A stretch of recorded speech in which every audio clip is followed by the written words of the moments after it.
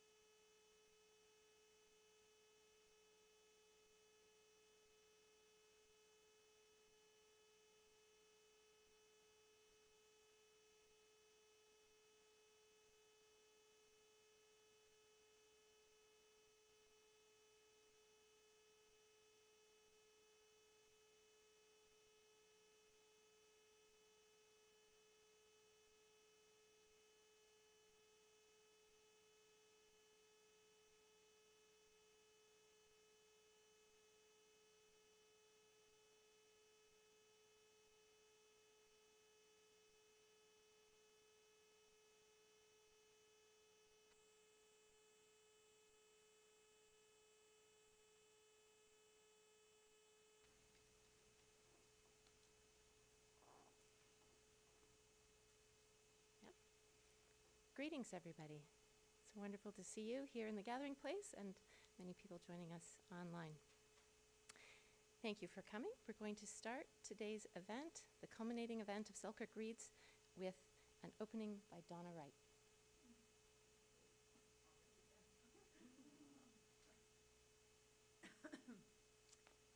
I guess it's good afternoon, everybody. My name's Donna Wright, and I like to consider myself as a part of the old ones, although people call us at this age and stage elders. I like the old ones because it goes with the cycle of life of the child to the youth to the adult to the elder, or old ones. My father gives me Cree and Métis, and my mother gives me Norwegian. And it's an honor to be here today with all of the things that are going on today for my life story and what I have experienced in my life, to witness what is happening today in people's attempts to understand and not bury the truth. It's pretty wonderful. So I want to say that right first off. Second off is that I'm often getting the opportunity to do what I call as an opening. And for generations, our people felt that the prize ceremony, the essence of ceremony, was to hear and to be heard. Everything is based on that. The talking stick, everything is based on being able to hear and being heard. So part of my role I see in this age and stage of life is to create the safety for that to happen. As a grandmother, I want to tell you, all of you, that you are perfect, and that the very fact that you're breathing says you belong. There's nothing else that's going to make you belong more than breathing, and I can attest to that at this age and stage.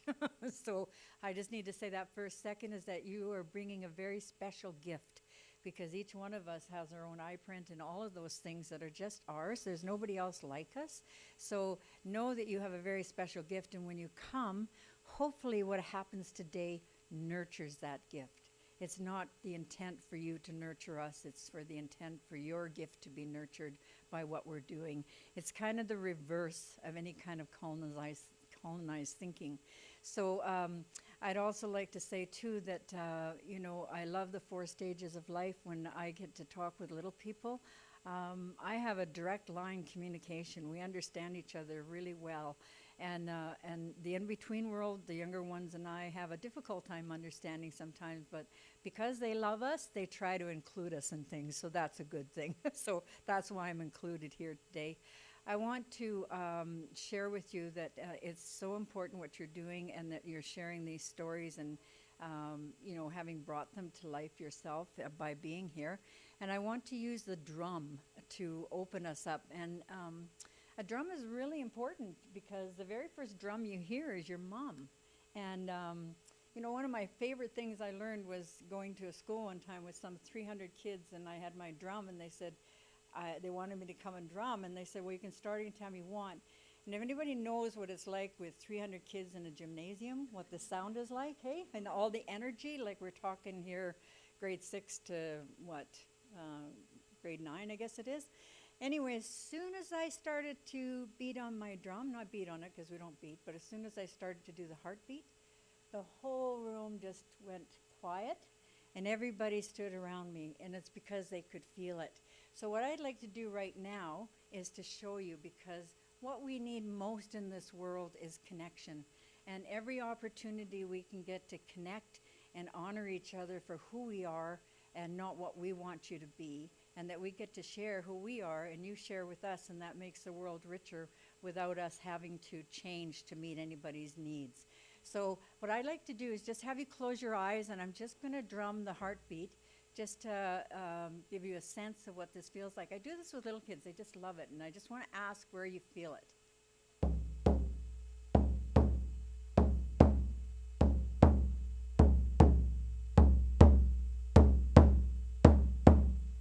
Can you feel it? And where did you feel it? Yeah. How cool is that, hey? So now we're connected. So now what I'd like to do is do a song. I'm not taking too long today because you have a very short time. But I was trying to think, what song will I do right now? And I couldn't. One was, I usually do the heartbeat song, but I feel like I want to do an eagle song. So if anybody wants to drum with me, grab a drum and come on and drum. So, and if you're willing to and able to, if you would stand with me when I drum, I'd be really happy. I'm going to do the Eagle Song because I think what this 92 days is doing is freeing up our hearts and freeing up our spirit. And we believe the eagle flies closest to whatever is out there that we lean on, whatever you choose to call it. Ready? I'm going to do the 4 drum strokes just to acknowledge the directions, because what I like to do is honor all of our nations that are represented here, because we all come from a land, and I want to call in all our ancestors to be with us today. Are you ready? I'm going to do the 4 directions and then drum.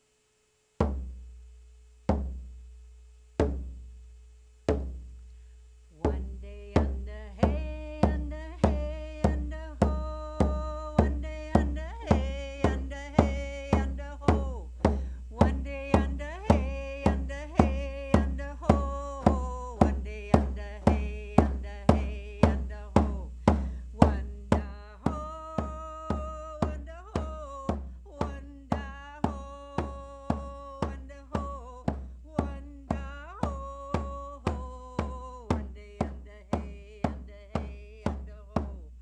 One day under hay, under hay, under ho. One day under hay, under hay, under ho. One day under hay, under hay, under ho. One day under hay, under hay, under ho.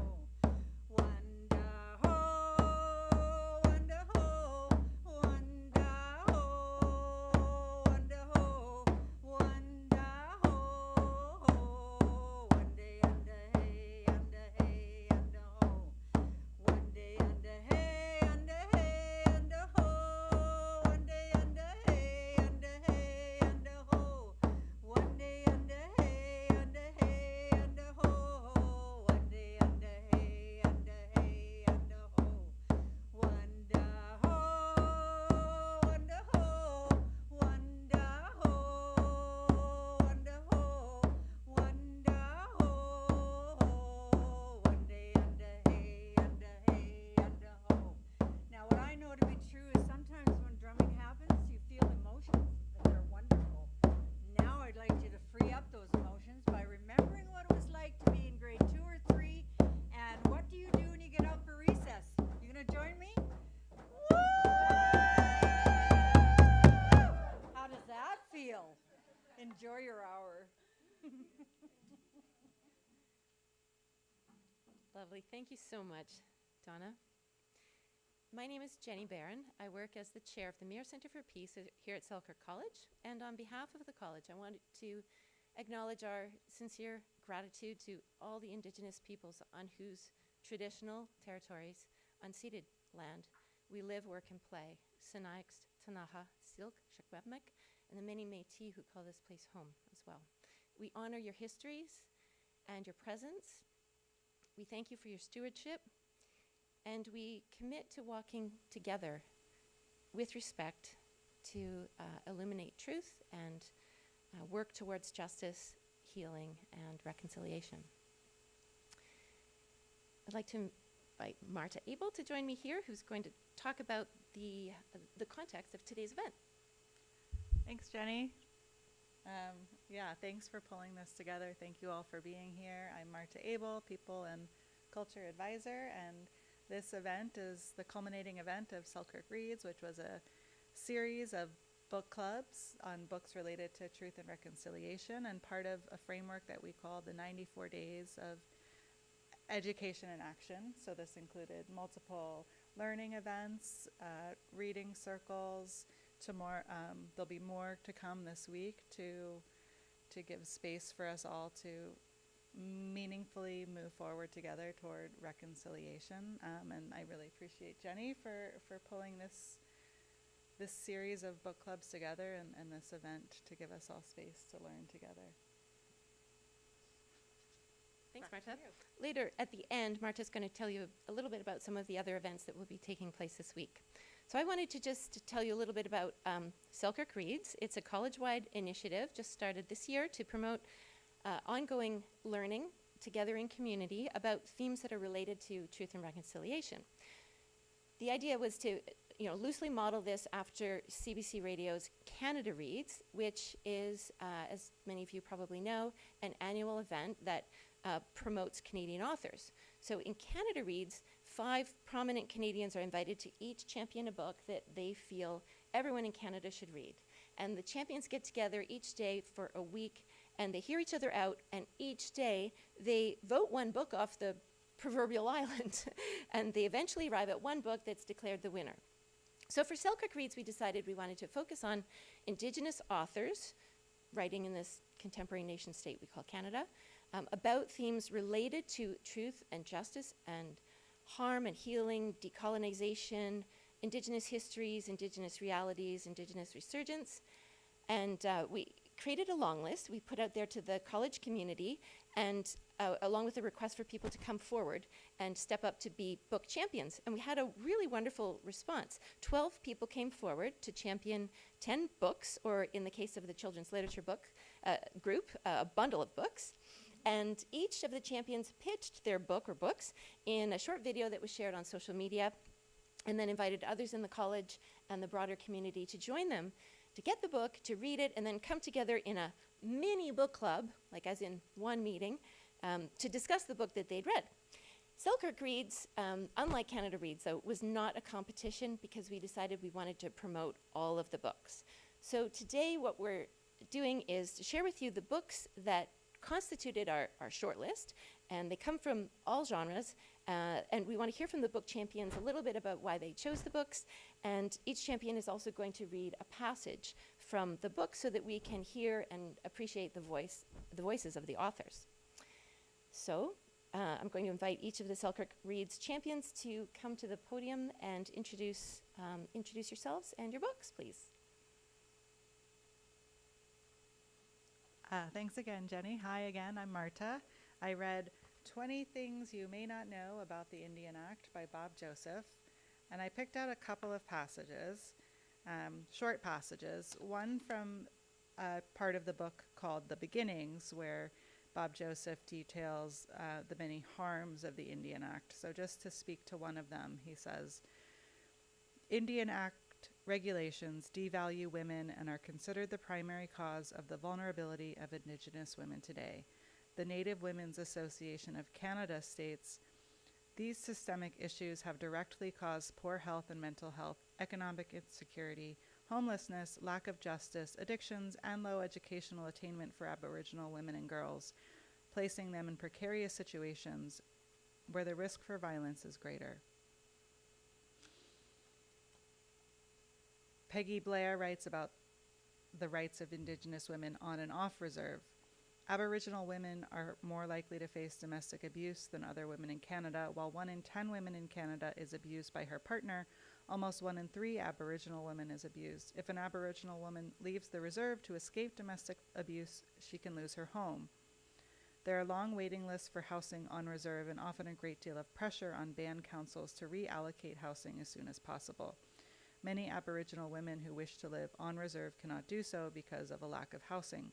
At present, Indian women do not have the same human rights or protection of their rights as Canadian women. And so this is one of the many harms caused by the Indian Act that Bob Joseph writes about. Toward the end of the book, in a chapter titled Looking Forward to a Better Canada, Bob Joseph writes, Canada is changing, and I foresee a future in which the Indian Act will be a chapter in Canada's history. To put it simply, the Indian Act was designed for a specific purpose that no longer exists in a country committed to reconciliation. The focus should now be on dismantling the Indian Act, moving towards self-government in an orderly and timely fashion, and creating a self-governing future for Indigenous peoples outside of the Indian Act. In addition to self-government, other important objectives that Indigenous peoples will pursue in the absence of the Indian Act are a return to self-determination and self-reliance. Self-determination is the right to decide who your people are. Under the Indian Act, there are many rules governing membership, and bands, First Nations, are required to maintain a registry of community members based on those membership rules. Self-determination would allow for both status and non-status members to be part of a self-governing community, which would be driven by the community's own membership code. Self-reliance means getting out of the perpetually underfunded arrangements currently offered by Canada. Indigenous communities need the opportunity to run efficient and self-sustaining communities by collecting their own revenue resource, such as royalties and taxes from development on their lands, as well as collecting property taxes, if so desired. This will allow communities to participate in the economic mainstream. So just a couple passages from different parts of the book to show the present reality and a vision for a future beyond the Indian Act. Thank you.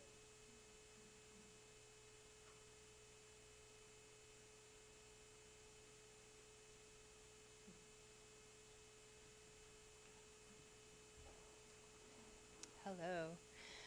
My name is Lisa Dean, and I champion this amazing book, Buffalo is the New Buffalo, with my colleague Renee Harper, who is on leave for the semester. There's so many amazing books out there, and we're both fiction writers, so we're thinking, what might we read and study that's a little bit different, perhaps? Just thinking about there's so much trauma narratives, which are really important, but it's also important to consider something like what Chelsea Vowell did, which was imagining differently so that we can act differently. That was sort of her tagline for the book. And so this is a collection of 8 short stories that do really interesting things, like the very first story, Chelsea Vowell just writes a story in which Western expansion never happened, and just sort of shows how harmonious and amazing that world is. And I'm going to read just a little passage, and read this book. Also, I just learned from Danica that I think School District 8, is that who it is? Yeah, SD8 is going to be doing like a SD8 wide book club, and I think we're participating. There's going to be 20 copies of this book at the library, so if you missed your chance to talk about it this time, you have another chance, and then Chelsea Vowell will be joining the book club via Zoom. You have a chance to listen and learn more. This is a great book because it's great for settlers and also for Indigenous folks. There's footnotes for people like me who don't understand all the Cree words and all the context, and so I can't say enough about just the genius that is Chelsea Vowell. And I wanted to read a short passage that I had bookmarked. No, lost the bookmark. Here it is. Okay. So this is a story that takes place in the context of the pandemic. So during the pandemic, there's this alternate reality where, the authorities in Edmonton are dropping off ration packages. You're not allowed to leave your house. Everyone's like really isolated. It's super dystopian. And so there's this weird VR system out there that's a little shady. Don't really know what the intent is behind it. Bad people trying to capture you inside virtual reality and download your consciousness. But what this character does is tricks the system and figures out there's a code where you can get out of VR, but she takes the opportunity while she's in the VR to commune with nature in a really beautiful way. So I'll just read a little bit of that. So this is a character who's in virtual reality and is creating a very deep relationship with a beaver. And one thing that I'll say about the beaver, I want to read one sentence at the end of, there's an afterword after each story to just fill you in on anything you might have missed. And it's this idea of walking away from colonialism and capitalism isn't entirely possible unless we do it en masse, and you don't need to transform into a beaver to do it. And then skip forward, and it says, we can waddle through dark streets and value relationality over possessions. We can transform everything. So here's a little bit of living with beavers. Day after day passed with intense communication between herself and her host as she formed a complex question of her own. Would the beaver allow her to take control of its body? The beaver was intrigued, but proposed a counteroffer. If she would teach it how to be human, it would teach her how to be a beaver. She accepted. It was not easy. Their terms of reference were so different in many ways, but slowly they learned together, at least the physical aspects of being. Social customs, etiquette, history, all of that was beyond them to impart quickly and would still have to be learned. After a while, the beaver lost interest in practicing being human. It thought it was a silly thing to want to be. One night, as they lay in the cozy sleeping den, she sent out a tentative tendril of sympathy to the beaver. It was met with surprise, but the beaver understood. It could not leave this place empty of other beavers, of the possibility of family, but it had never lost hope that one day it would dive into these tranquil waters and discover a new presence. Thank you.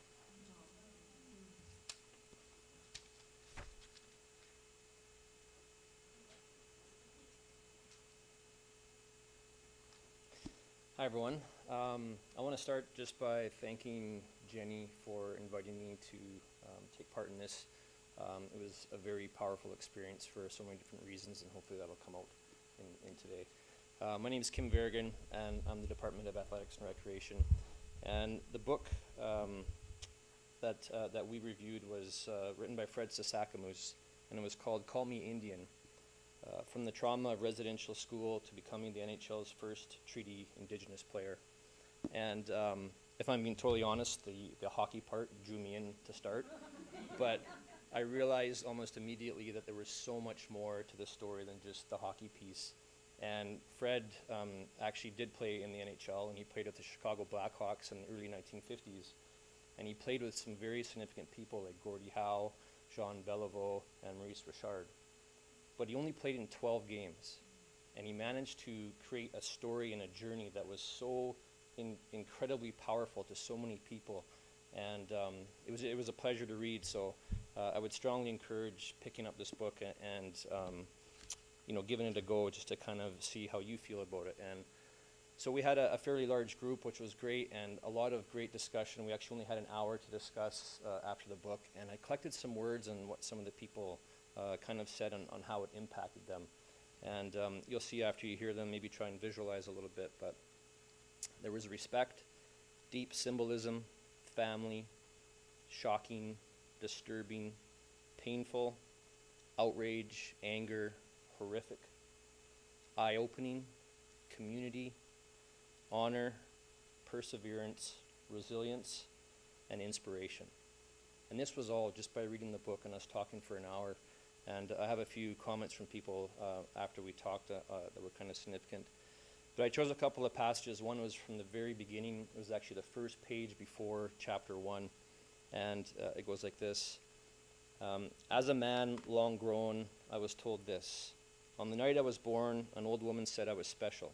People say she blessed me. She gave me song. She said she saw my future in the stars. No one told me about this old woman when I was a child. I never heard a word of anyone from this.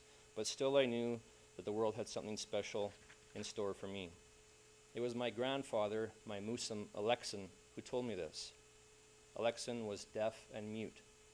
But for the first 7 years of my life, he was the one who spoke to me the loudest. He was the one who spoke to me of my future, a future I hope I have lived up to. So after reading that, before even starting the book, there was a lot of people that were like, wow, this could be something really special that I'm about to get myself into. And I chose a passage from the very end of the book. It's actually on the very last page of the last chapter. And the story kind of goes like this, where 50 years later, Fred was invited back to the Chicago Blackhawks organization to do a ceremonial puck drop and a check presentation. And he came back, and there was a lot of fanfare. Everyone was super excited to see him. And as part of it, the Blackhawks organization presented him with this beautiful new jersey with the logo that he wore very proudly so long ago. And the expectation was for Fred to put this jersey on and walk out to center ice and do the puck drop in front of thousands of people in the stands and millions of people on TV. And this was Fred's reaction. I'm going to wear what I have on, I said, but thanks anyway. I'd come to Chicago wearing a fringed buckskin jacket. It was decorated on the shoulders, pockets, and sleeves with blue and yellow beadwork. It reminded me of the one Nahiawak used to wear when I was a boy, like the one my mother made for me and brought to Saskatoon when she watched me play hockey for the very first time. It was a jacket that meant a lot to me. I was going to wear it out to center ice. I wanted everyone watching from the stands and on TV to see it. I had always wanted to come back to Chicago, but now I knew what was really important. It wasn't coming back as a Blackhawk. It was coming back as a proud Cree man. And again, just a very moving piece. And do I have time still? Sorry. I'll just finish with a few comments from what the people in our club sort of had to say. And some of them were very affected by some of Fred's experience, and this is an example. I heard about residential schools. I knew about them, but I never realized the detail that Fred gave, the actual and true impact, or from the detail that he gave. Another person said, I was talking with someone this morning not interested in hockey, and it was regarding the book and how they thought there was a good read, and I was expecting it to focus on the trauma or residential school aspect, even more with the hockey bits. Even though it was part of the story, the way it was told, weaved in and out, the other part stood out more. Resilience, drive, healing, community support, and family.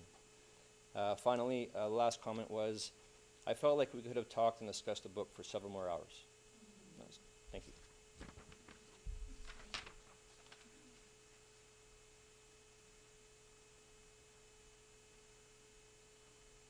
Hi, everyone. My name is Maggie. I'm very grateful to live and work with all of you here at Selkirk College. We chose a little bit of a different format with the Selkirk Reads program. We chose to explore children's literature. I'm the mom of a 4-year-old who started kindergarten this year, and always looking for ways to teach him with curiosity. And what our book club continues to be is a caring circle and a sharing circle for sharing different parents and educators ways that we can gather resources that are, age appropriate and culturally appropriate, and sort of we explored some themes, and we'll continue with the book club beyond just this format. So we're really excited to kind of create a community of practice that we invite all of you to continue with as it evolves. One of the themes that came up for us as we explored book titles was the publishers, and so we really wanted to figure out, who puts these books out there, not just who's the author, but who's the artist, but who's the publisher, the publishing house, and where do these proceeds go to for some of these books, in an attempt to, sort of avoid books or publishers that maybe didn't have the best intentions, but were really gravitating to, trends and what people wanted to buy. And so we did a lot of learning on that. Through that, we found this publisher, and I'm going to read you a book. They're called Medicine Whale Publishing, if any of you are familiar with them. Yeah, okay, so they actually publish with Phyllis with the Orange Shirt Society her book, and that's the first place I came across it. I was very grateful to meet Phyllis, and she signed this copy, so it's kind of one that's near and dear. Also in the selection that she has is this book called Gifts from Raven.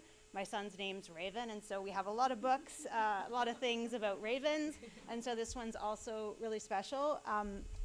The one that I want to read for you today, I actually chose it sort of last minute because I was sort of feeling it out. We had a book club meeting this morning, and when Donna was talking about the talking stick and sort of just bringing the generations and the children, it really resonated with me, and so I'm going to read this book. It's called The Circle of Caring and Sharing, and it's written and illustrated by Corky Larson Johansson. And there's also Cree, which I'm learning all about, words and languages in here. So I'll start just reading and trying to show you the pictures that you can see. So there once lived 2 foxes who were best friends, and they lived on the plains where the sky never ends. One day these 2 foxes had a terrible fight and were no longer friends when they went home that night. The 2 foxes refused to talk the next day, which made their friends sad and not want to play. An older buffalo knew just what to do. She went to the cook and the owl and said, "Hoo, hoo, hoo. We should hold a sharing circle today so that we can all hear what our friends have to say." So they gathered the animals from all around to come in a circle on the ground. The circle is sacred, the circle's for sharing, and connects the community in a way that is caring. We're gathered today because of a fight to bring all our feelings out into the light. The animals took turns passing the stick to speak. Some gave a loud roar, others a squeak. The fox listened to each other explain that their feelings were hurt and causing them pain. Now that the foxes understood what went wrong, they could go back to getting along. The animals thanked Cookham for bringing them together. They knew they would be friends forever and ever. What's really interesting about this book is, and that my son really resonated with, is at the back, the Plains Cree animals and their phonic pronunciation. So this is his favorite part of the book. So we look at all the pictures. The owl is oohoo, and the skunk is seagawk. And his favorite, the prairie chicken, is asiku. So just really interesting way to introduce asiku, to introduce language to early learners. One additional thing that I wanted to share from our book club is that we expanded to talk about young adults. And I picked up this book. I haven't read it yet, but I've picked it up. It's actually adapted by Monique Gray Smith, who's coming to, we're hosting the Truth and Justice Speaker Series later in October. And so if you're familiar with the book Braiding Sweetgrass by Robin Wall Kimmerer, this is an adaptation by Monique Gray Smith, and it's targeted to young adults, and it has a lot of great questions in it. I've only flipped through it, but I'm actually learning a lot more from reading this version of the book than I maybe did when I read the first version a while ago. So, thank you.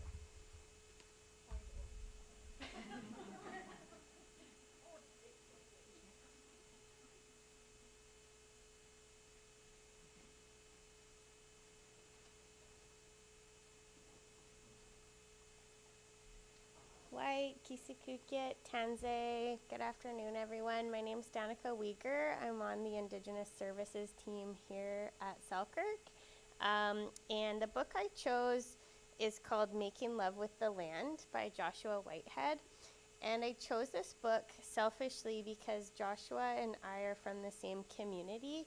I'm a member of Peguis First Nation on my mama's side, and so is Joshua.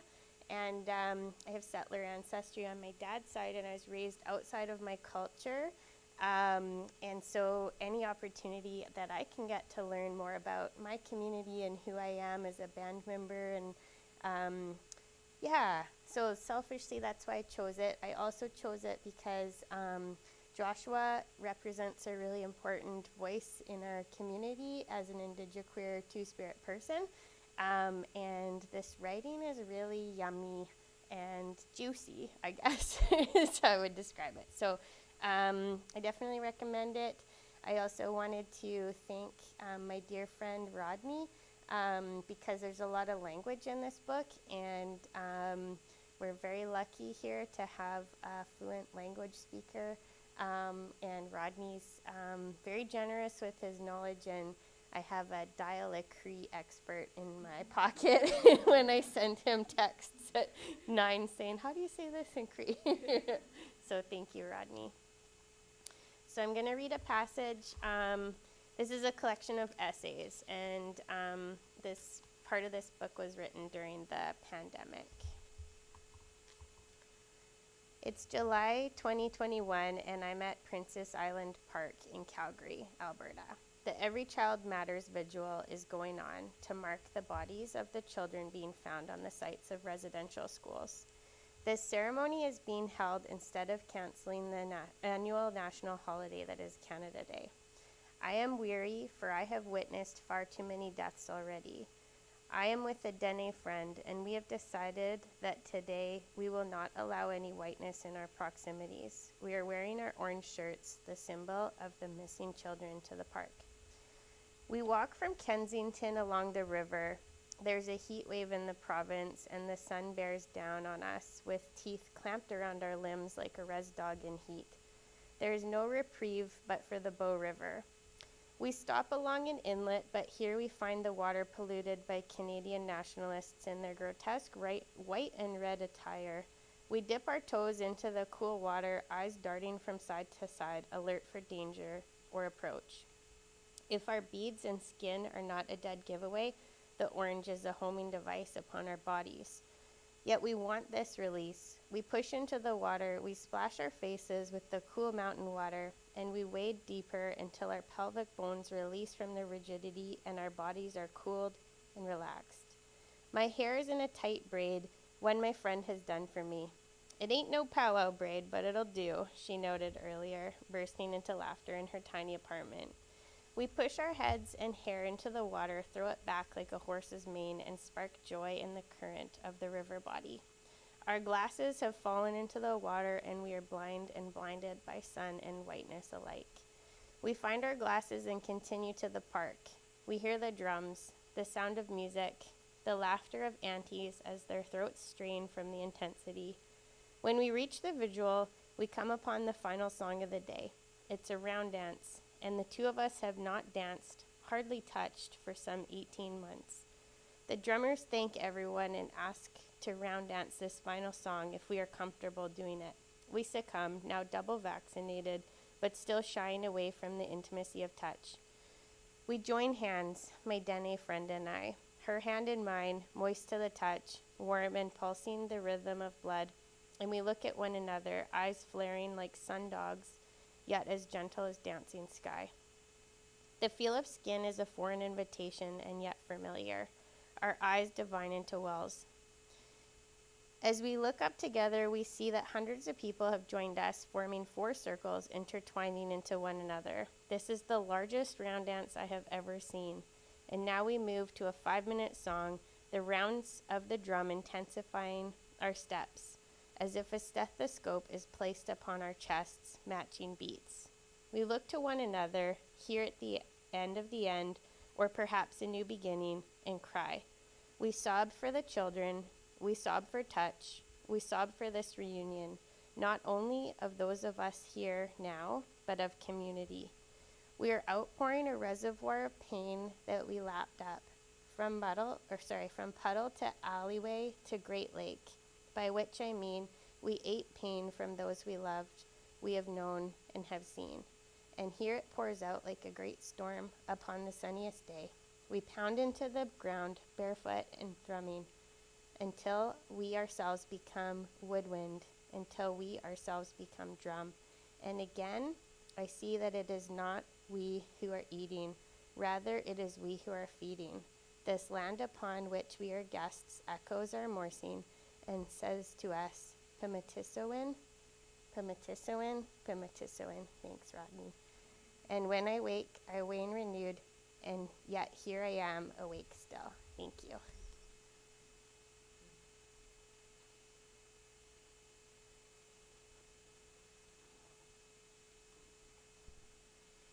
Hello, everyone. I'm Carrie Webb, and it's my honor to be here in place of Briar Albano, who is the champion for Richard Van Camp and his collection of short stories titled Moccasin Square Gardens. Briar was unfortunately double booked. Unfortunate for her, fortunate for me. So Richard is a Tilcho Dene author, born in Fort Smith, Northwest Territories. And Briar has a very personal connection to this story, in that when Briar was a university student, she was roommates with one of Richard's younger brothers. And there is a story in here, these are works of fiction, titled The Promise. And if you read The Promise, that is based on a brother-brother interaction. And sure enough, in the afterword, The Promise is dedicated to my brothers Roger, Johnny, and Jamie. And so I really, really wanted to read from The Promise, but it's full of F-bombs, and I didn't think I could pull it off in this setting. So I went with Grandpa Etse, and this one is, Etse Grandpa. I'm going to jump into the center of this story. So it's a man-child, if I can use that term, living in his mom's house. He's really excited to have an afternoon to rewatch E.T. and see if it's as good as it was the first time around. And his grandpa shows up. And now, here we were, together, watching E.T. From time to time, Grandpa would point to the TV, and I could tell he wanted to ask me questions. I did my best to answer using sign language. As happy as I was, I felt that old soul ache of not being fluent in Tilcho. I had about 80 words in me, but I wasn't conversational. Being fluent was my dream. It was always my dream. I was so worried about our language, but I was raised away from the Tilcho, and we never spoke it at home. Grandpa cried when he thought E.T. was going to die. I cried too. We took turns blowing our noses into Kleenex. I kept the movie running so we could each maintain our dignity. At the end, my grandfather was so happy. When the credits came on, he gave me a thumbs up and smiled. Good movie, he said. Good boy, good friend. I almost started crying again. I'm going to jump to when, later on that evening, when the man-child is talking to his mom. How come you showed him a movie about a mushroom who helped a boy? Mom asked me. A mushroom? I said. Yes, she said. She looked very serious. I started laughing. It was E.T. What? She said, why did you show him that movie? Then she started laughing too.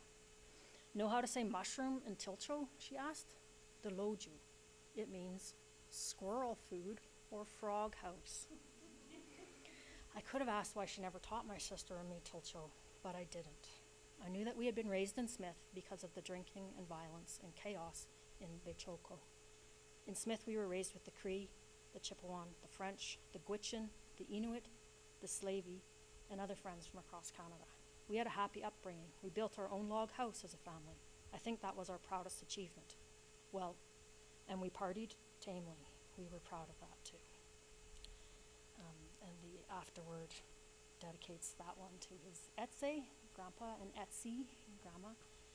And Richard Van Camp is learning Tiltro Dene now, and so I'll share one word, Masi Cho, for gratitude. So Masi Cho to Jenny and the organizers, Masi Cho for all of you for being here, Masi Cho to Briar and whoever double booked her, and Masi Cho to Richard Van Camp. This was very influential for me. Thank you.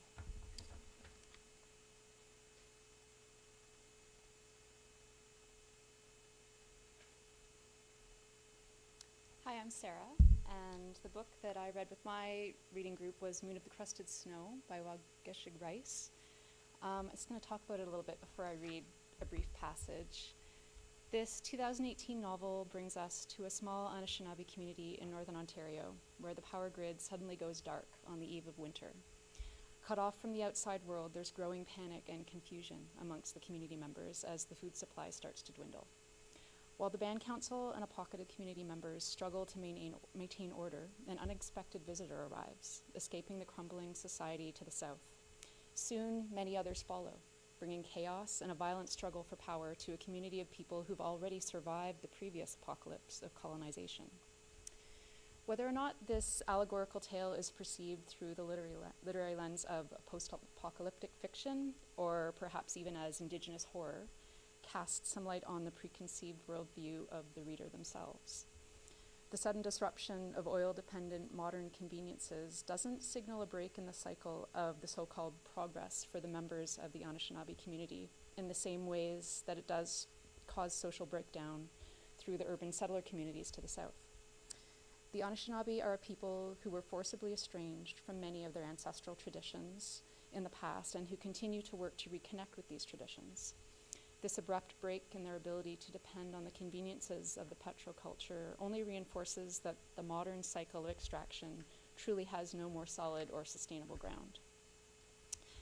The novel flips the script of post-apocalyptic fiction and brings a literal process of decolonization to life that makes way for an imagined sustainable Indigenous future. This story has the power to intentionally dislocate us from our cultural blind spots and to reveal the truth of our legacy as settlers so that we might come to reconcile with both of ourselves and all of our relations. It was hard to choose a passage to read. He's such an incredible writer, but I chose this one near the beginning of the book. The power has gone out, but it's still before any chaos has really set in or any outsiders have arrived. And this is a conversation between Evan and his father, Dan, after they've had a successful moose hunt. Outside, Dan had begun to strip the hide of its fur. It was usually the easiest step in the process, and he appeared to be making good progress. The dead leaves on the ground rustled around Evan's feet. About time, Dan said, without looking up. The son took his spot beside his father again. What are you thinking about doing with this one? I don't know, maybe your mom can make something of it. Patricia usually made moccasins and sold them to trading posts and souvenir shops throughout the north. It was good extra money. They stood quietly again. That comfortable, easy, important silence between a father and son fell upon them. Evan pulled out his pack of cigarettes once more, and so did Dan. They took long, soothing drags on their smokes, staring into the hide and occasionally into the forested horizon. Without turning, Dan said, I had a dream last night. Evan's head turned slowly in his father's direction. It was night. It was cold, kind of like this time of year, but it was the springtime. I don't know how I could tell because it was so dark, but I just knew that it was. I was walking through the bush. I remember I had my shotgun over my shoulder. I had a backpack on too. I don't know why or what was in it. His sentences came out slowly, with a precise rhythm. Evan dragged on his cigarette again, transfixed by his father's unusually candid speech. There was this little hill in the distance. I could see it only because it looked like there was something burning on the other side. There was this orange glow. It was pretty weird. It wasn't any place I recognized. Nowhere around here anyways. So I kept walking towards the hill. The light on the other side got brighter. I knew it was a big fire the closer I got. Evan couldn't remember the last time his father had spoken so much at once. He wasn't known as a storyteller or a talented orator. He never talks about his dreams, Evan thought. Dan continued. As I went up that hill, I started to see the flames. They were so high. The fire roared, kind of like the rapids down the river. It was popping and cracking real loud, and then I got to the top. Evan's face tightened, and the hair on the back of his neck stood up. The whole field on the other side of the hill was on fire. I couldn't see anything in that field except fire, but it wasn't spreading. Then I looked around, and I saw a bunch of you guys standing and looking at it. It was you, Cam, Izzy, some of your buddies, and even Terry. There were a bunch more too, but I couldn't tell who they were because they were so far away. You were all spread out, just looking at the fire. Evan inhaled deeply. His cigarette had burned down to the filter between his fingers, singeing the orange paper. Everyone was wearing hunting gear and had their guns in their hands, but no one had any orange on, like right now. And when I looked closer at your face, you looked really skinny. Cam too, and the other guys looked weak. It was pretty weird. Then I understood what was going on. We had put the burn on to try to get some moose in. I can't remember the last time we had to do that around here, but everyone in my dream must have been really hungry. No one was saying anything. I looked over at you. He paused and turned to look at Evan. You looked at me. You looked scared, and that's when I woke up. Dan went silent, and Evan stared at his feet. When he looked back to his father's face, Dan's eyes were locked on the bush in the distance. Thanks.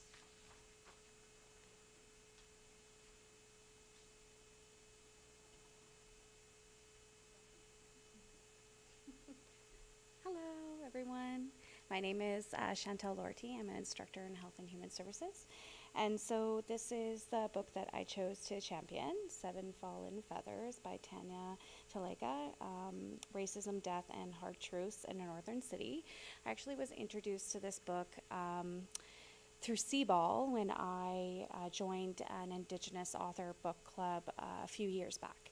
And so when I was given the opportunity to possibly champion a book, thank you very much, I chose this one because it was one of the first Indigenous authored books I'd ever read, and it really made me think about all the inequities Indigenous youth still face to this day within Canada, and especially now as a mother, even more so, rereading this book, it hit very deep for me. So just to read from the back, from 2000 to 2011, 7 Indigenous high school students died in Thunder Bay, Ontario. They were hundreds of kilometers away from their families and forced to leave home because there was no adequate high school. This is still an ongoing issue as well that everyone should be aware of. So there's no adequate high school on their reservations, and the different areas that they live around, more remote places and rural places in Ontario, and as well as other provinces in Canada have the same problem. So 5 were found dead in the rivers surrounding Lake Superior, below a sacred Indigenous site. Using a sweeping narrative focusing on the lives of the students, award-winning investigative journalist Tanya Talega delves into the history of this northern city that has come to manifest Canada's long struggle with human rights violations against Indigenous communities. What I really appreciated about this book was that it was not only about their deaths, but it was also about their lives. And it really focused on who these 7, beautiful young human beings were, and who they were to their families, as well as the tragedy surrounding, the loss of their lives. And I just wanted to read a small passage just from actually the very beginning of the book. And so Tanya wrote, "To understand the stories of the 7 lost students who are the subjects of this book, The 7 Fallen Feathers, you must understand Thunder Bay's past, how the seeds of division, of acrimony and distaste, of a lack of cultural awareness and understanding were planted in those early days, and now how they were watered and nourished with misunderstanding and ambivalence. and you must understand how the Government of Canada has historically underfunded education and the health services for Indigenous children, providing consistently lower levels of support than for non-Indigenous kids, and how it continues to do so to this day.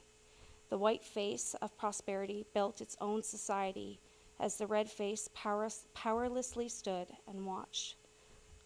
And yeah, that just is very emotional to read that, because I, just truly believe as an educator that all children deserve fair and equitable education. Sorry, I'm getting a little bit emotional.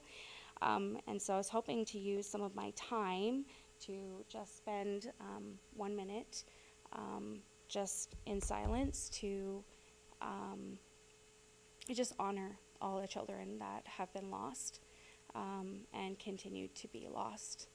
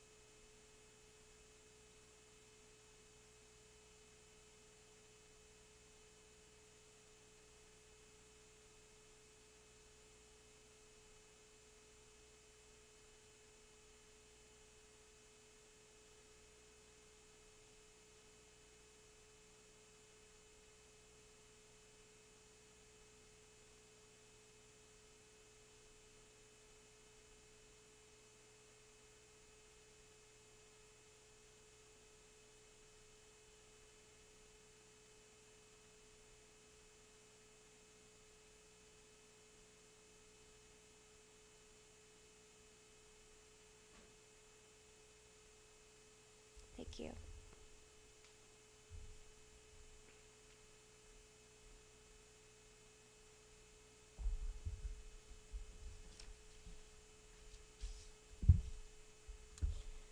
Well, thank you, Chantal. That was a very thoughtful addition to the program. Very fitting. Thank you, all of you, book champions. Sarah, Lisa, Carrie, Kim, Chantal, Danica, Maggie, and we have two others who, Renee Harper and Lisa Gates, who worked with Lisa and Maggie, respectively. And also we had a community member, Jody Bremner, who stepped forward and championed the book Indigenous Rights by Chelsea Vowell. And we also had, Teresa Southam, who championed a book called On Me by Francine Cunningham. And it just worked out beautifully that we had all these different genres represented. We had fiction, we had nonfiction, we had memoir, we had short story, we had poetry. And it wasn't by design, it was just like a potluck. So I want to thank you all again, and also thank the audience, anyone who's watching here. We do hope to make this an annual event, a tradition. So please consider this your invitation to step up and champion a book next year. This really helps us in our commitment as a college, as a post-secondary institution, our commitment to ongoing learning, and of course promoting reading and learning, working towards reconciliation. Thank you, Donna, very much for opening the event. Thank you, Rodney, for your translation help. And Bronwyn, thank you. We put out a table and we invite people for the today and the rest of this week to bring any books that you may have that you've read, you've enjoyed, and you can bear to part with in the interest of sharing them so that other people may read them. And books that are there, you could exchange one and pick up a new one and keep your learning going. So if you haven't yet come into the college, I'm talking with my fellow staff members here, coming into Castlegar anytime this week, come to the gathering place, look for the table in the hall, put your books there, and hopefully take one home. It was mentioned earlier, and I'm going to give another plug for it right now, that we have an event coming up very soon by a speaking event, our annual Truth and Justice speaker series featuring Monique Gray Smith. And this is going to be at the Brilliant Cultural Center on Tuesday, October 10th at 6:30 p.m. Information is on our website. Look for these posters around. And I'm going to hand it over to Marta to tell us about a couple of other events that are coming up and to bring this to a close. Thanks, Jenny. Yeah, in addition to the Truth and Justice speaker, there's tomorrow on Castlegar campus, right outside the main entrance, there'll be a flag raising of the Every Child Matters flag. That's at 12 noon. And we hope you can join us and tell your colleagues and students if they can take some time out of their lunch to come and be part of the ceremony. And we've invited an Indigenous elder from Tanaha Nation to come and share her story, and an Indigenous student to share her story as well. The flag will be up for a week. There are also flags being sent to our campuses and learning centers throughout the region, so they'll be up throughout the region along with some context. So we hope you can engage with that in some way. Other events are posted online on our website. They're mostly community events that we've aggregated, and just a sample.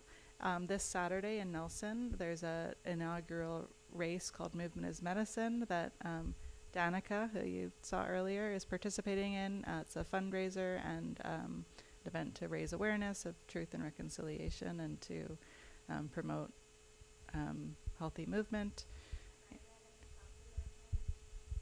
Fried bread, top of the mountain. I think there'll be Indigenous language, like interpretations, like throughout the trail, so you can hike or run that. You can also just show up in Nelson to support those who are hiking and running. So that's just an example of what you can find on our website. There's also film screenings in Nelson and Trail, other events in other communities. So we hope you and your families and your students can help honor this in a meaningful way.